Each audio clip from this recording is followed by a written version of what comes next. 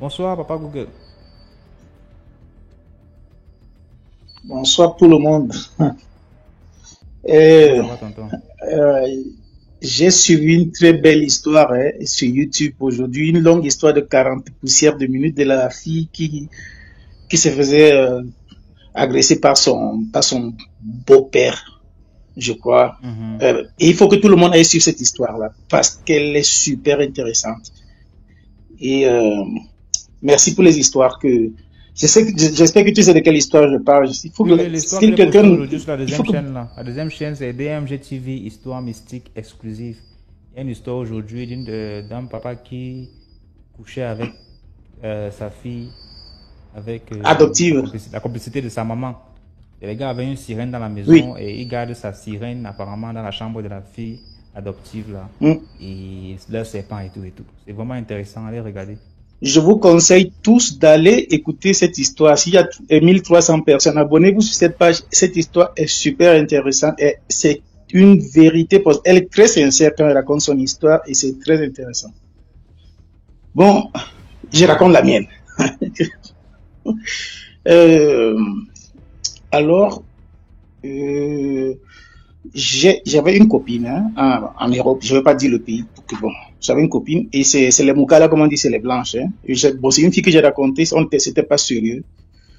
Et par moment, elle venait chez moi passer la nuit, ou par moment, j'allais chez elle passer la nuit. Donc, bon, vous savez, les blanches ont souvent ces genres de relations-là. Vous pouvez même faire un an ensemble et ce n'est pas le ndolo et c'est pas l'amour. C'est-à-dire, même si elle te voit en route avec une autre personne, elle se fâche pas. Quand vous voulez vous rencontrer, c'est bien. Si il n'y a pas de jalousie, c'est libre. Alors un jour, elle change de maison et elle change de quartier. Et tout allait bien. Hein. Pendant qu'on se connaissait, j'allais chez elle dormir. On pouvait passer 2 jours ensemble. Très bien, une très bonne fille. Alors le jour qu'elle change de maison et de quartier, elle va dans une autre maison, dans un autre quartier. Elle m'invite. Elle me dit, viens, j'ai loué une nouvelle maison et tout. Viens voir la maison. Je vais, genre, quelle maison, c'est bien et tout. Elle fait à manger. Elle dit, tu restes dormir? Je dis oui. Au moins, quand on finit de manger, elle me montre sa chambre. Alors la chambre, c'est au fond du couloir. Dès que tu entres, il y a une grosse penderie. Hein, et ces genres de penderies qui sont empotrés dans le mur. Alors, la penderie est juste à la droite. Et le reste de la chambre est comme à la gauche. Et au fond, il y a un lit. Alors bon, euh, après tout ce qu'on a eu à faire, on s'est couché pour dormir. Bon, moi, je dors devant. Donc, juste en entrant de la chambre, euh, je dors toujours devant. Et la femme, pour moi, la femme doit toujours dormir derrière. Même si c'est ton lit, je m'en fous. Moi, c'est comme ça. Moi, je dors toujours devant. Même si c'est chez toi, c'est ton lit, c'est chez moi, c'est mon lit. Moi, c'est toujours devant. Et la femme derrière. Alors, j'étais en train de dormir. Et je suis pas quelqu'un qui rêve beaucoup. Je rêve pas trop. Alors, je rêve. Je suis en train de rêver. Mais le rêve paraît une réalité. Je suis dans la même chambre. Je suis couché au lit. Je suis en train de dormir. Mais dans mon rêve, je suis éveillé. Donc, j'ouvre les yeux et je vois la penderie s'ouvrir, une porte s'ouvrir. Et un vieil homme sort de la penderie. Il s'avance vers moi. Il me prend par la main droite, parce que c'est la main droite qui était de ce côté. Je le regarde, je ne dis rien. Je me suis en train de me poser la question dans mon rêve, parce que c'est la même chambre, c'est tout égaux, même chose comme je suis dans la chambre. Seulement que je sais que je suis en train de voir ça comme si j'étais éveillé. C'est après que je me rends compte que j'étais pas éveillé. Alors il me prend par la main et avec son pouce, il commence à appuyer le centre de ma main, juste au milieu. Il pressionne, il pressionne, il pressionne. Au début, bon, je me rendais pas compte. J'étais en train de le regarder comme quel vieil homme, qu'est-ce qu'il fait ici. Et c'est quand ça commence à me faire mal que je le regarde méchamment, comme ça, que c'est quoi? Je tire ma main. Et il était presque en genoux. Alors il se met debout, il marche encore, il était bien vieux, il marche encore, presque bossu comme ça, il ouvre encore la penderie, il entre et il ferme. Et dès qu'il ferme, je me réveille, paf. Et dès que je me réveille, je commence à avoir mal à la main. Je commence à avoir très très mal à cette main-là. Je dis, merde, ça c'est quoi ça? C'est impossible.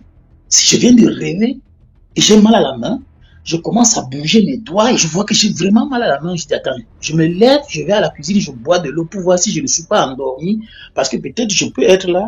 Je crois que je me suis réveillé et je suis en train de faire un autre rêve dans un voyage astral. Non, je tourne dans la maison pour voir que je suis vivant et que la fille est seule au lit et que c'est mon vrai corps qui a mal. Je dis merde. J'ouvre la penderie, je regarde à l'intérieur, je vois pas de porte qui vient de l'autre côté, rien, rien, rien. La fille était en train de dormir, alors je me couche encore à côté d'elle. Le matin, elle me dit allons boire un café. Je dis oui. Dès qu'on est au café, je dis je te raconte une histoire. Je la raconte l'histoire. Je dis regarde ce qui m'est arrivé cette nuit. Elle me dit c'est vrai, je dis oui. Elle me dit ça fait déjà un mois que j'ai loué cette maison, je suis tranquille, j'ai jamais rien vu de ça, comme ça. Je lui dis qui t'a loué cette maison? Elle me dit c'est un collègue, parce qu'elle travaille chez les sapeurs-pompiers. Elle me dit c'est un collègue qui est sapeur-pompier. Alors j'ai cherché une maison parce que ma maison j'ai laissé à ma famille, donc il m'a proposé cette maison plus moins chère. Alors je suis en train de la découvrir. Je dis un collègue, il me dit oui. Je dis bon. Et bon, on laisse l'histoire tomber. Mais ce jour, quelque chose me surprend. Quand on va au café, il y a un jardinier qui me regarde, un vieux jardinier, mais il ne ressemblait pas à ce monsieur-là. Alors, il m'a donné l'impression que c'était la même personne, où il savait de quoi il s'agissait. Mais j'ai pas voulu mélanger l'histoire, j'ai pas voulu demander à la fille qui est ce jardinier et tout. Le jardinier m'a regardé jusqu'à ce qu'on entre dans le café. Dès qu'il m'a vu, il a arrêté de travailler. Et ça, c'était impressionnant. Alors, une semaine après, elle me dit, j'ai une journée, je travaille pas demain, viens me voir. J'ai dit, d'accord. Je reste avec elle. 2 heures comme ça, où on fait nos choses. Quand je veux partir, la fille est entrée dans une colère. Elle s'est jamais fâchée depuis 1 an que je la connais. Une personne très sympathique. Elle est entrée dans une colère. Pourquoi tu ne veux pas dormir? J'ai dit, je vais dormir dans cette chambre-ci. Ici, je dors plus jamais. Si tu veux, je viens faire nos choses, je m'en vais, mais ici, là, si tu veux, tu coupes ma tête. Elle me dit, je dis, si tu veux la relation, c'est fini. En tout cas, c'était même pas sérieux. Elle me dit, non, tu vas rester dormir. J'ai dit, c'est quelque chose avec ce qui m'est arrivé. Elle me dit, non, mais moi, je croyais que tu allais dormir. J'ai dit, pourquoi? Je suis obligé. Je me suis levé, elle a tout fait. Alors, je m'en vais chez moi. Je suis allé chez moi, alors que j'étais loin. Elle croyait peut-être comme ça, que comme je suis un peu loin, là, peut-être je vais rester dormir. Je dis, non, je suis venu là pour rester. Elle me dit, si tu savais que c'était pour 1 heure, 2 heures, il ne fallait même pas venir. Elle dit, ok, c'est sérieux comme ça. Elle me dit, oui. Je dis, d'accord, suis-moi parti. Elle est restée dans l'énervement, là, comme ça. Donc, elle me parlait presque plus. Quand je l'écrivais, elle répondait pas. Alors, je dis, bon, c'est pas grave, reste avec toi. On ne t'aime même pas amoureux, donc reste avec toi. Après 1 mois, c'est une personne que dans la journée, elle ne peut pas t'écrire même un message parce qu'elle est toujours occupée dans la journée, juste après le travail. Alors, 1 mois après, en plein midi, comme ça, quand elle était en train de travailler, elle m'envoie un WhatsApp. Elle me dit, c'est important, urgent, il faut que je te parle. Je dis, je t'appelle, elle me dit, oui, je l'appelle. Alors, je dis, c'est quoi? Je crois qu'elle était tombée, elle a eu un accident ou un truc comme ça. Elle me dit, tu sais ce qui t'était arrivé? Tu as eu mal au doigt pendant combien de temps? J'ai dit, mon doigt m'avait fait mal peut-être 1 semaine. Hein. J'ai eu mal 1 semaine, j'ai 1 semaine, ma main me faisait mal. J'avais même peur que ça allait gonfler. Je te dis, moi qui ne croyais pas trop au truc comme ça, là, je suis resté ébahi sur ça. Ma main m'a fait mal 1 semaine. Alors, elle me dit, je voulais te raconter quelque chose. J'ai dit, oui, dis-moi. Elle me dit, tu sais, c'est mon collègue, le pompier, qui m'avait loué cette maison. J'ai dit, qu'est-ce qui ne va pas? Elle me dit, c'est aujourd'hui que j'ai appris que son père était mort dans cette maison. Il s'était suicidé dans cette chambre. Il dit, elle me dit, oui. Il dit, donc, c'est le vieux là qui est venu comme ça a pressionné mon doigt.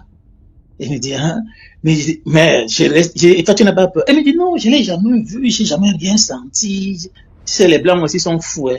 Il dit, même avec mon histoire qui m'a fait mal 1 semaine au doigt, tu n'as pas peur. Elle me dit, non, si je le vois pas, c'est toi qui le vois, c'est ton problème.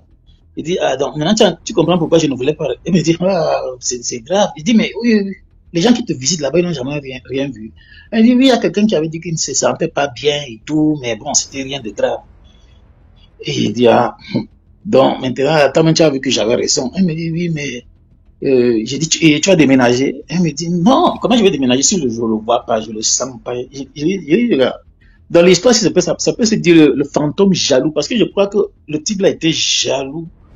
Il avait eu sa nouvelle gars dans la maison, là. Il a vu qu'il y avait un Joe qui est venu là-bas. Il a dit que non, tu ne reviens plus ici. À cause de ça, là, je n'étais plus jamais parti. Même quand elle m'a confirmé que quelqu'un était mort là-bas. Quand elle voulait me voir, elle dit, ou tu viens chez moi ou tu laisses. Je ne veux pas, même pour venir là, me manger, rien, je n'entre plus là-bas. Si tu veux, tu restes là-bas. Donc, c'était ça, mon histoire. Alors, DMJ, je peux préciser quelque chose, juste un truc qui m'a un peu attristé. Juste, s'il te plaît. S'il te plaît, donc, il y a une fille qui a raconté une histoire une fois sur son papa qui est un revenant. Je sais pas si elle habite au Gabon, son papa était camerounais et tout ça, donc. Et ça m'a trop fait, oui, ça m'a trop fait pitié, cette fille, parce que j'imagine quelqu'un vivre toute la vie avec cette idée dans la tête. Ça, si elle m'écoute, ou bien si quelqu'un m'écoute et qui peut lui donner des conseils, ou si elle écoute ce truc, je lui donne juste un petit conseil. Je suis personne pour conseiller autre personne, hein. Mais qu'elle aille même sur Google s'informer de ce qu'on appelle les zombies en Haïti. Parce que j'avais aussi écouté l'histoire d'un autre haïtien, autre haïtien qui vivait avec une béninoise. Et eux, ils savent un peu de quoi il s'agit, mais elle a étudié sur Google qu'est-ce que c'est qu'un zombie en Haïti. En Haïti, ça existe, on appelle ça zombie. Et tout n'est pas seulement très, très mystique. Il y a aussi des manières. Ça veut dire que nous, on connaît le formula, le son, tout ça, mais les Haïtiens, ils ont un venin qui sort sur on appelle ça pèse-globe. Le poisson qui gonfle, il fait un venin. Et il y a un crapaud, on enlève aussi, on mélange les deux venins-là. Il y a une dose qu'on donne à quelqu'un, il peut mourir au moins pendant une journée. Et après, on le déterre et on le fait travailler quelque part. Donc, ça coupe sa respiration, son cœur et tout. On l'enterre. Sa famille l'enterre. Ils viennent déterrer cette personne-là. Ils vont le mettre dans un champ pour travailler. Et ça existe aussi chez nous. Seulement que tout le monde pense seulement comme le mystique, comme quelqu'un qui est mort, il est revenu et tout ça. Peut-être c'est une autre histoire de son parent.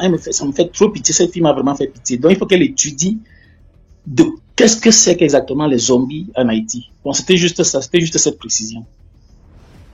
D'accord. Merci DMG. Merci à toi, Tonton. Dans les commentaires.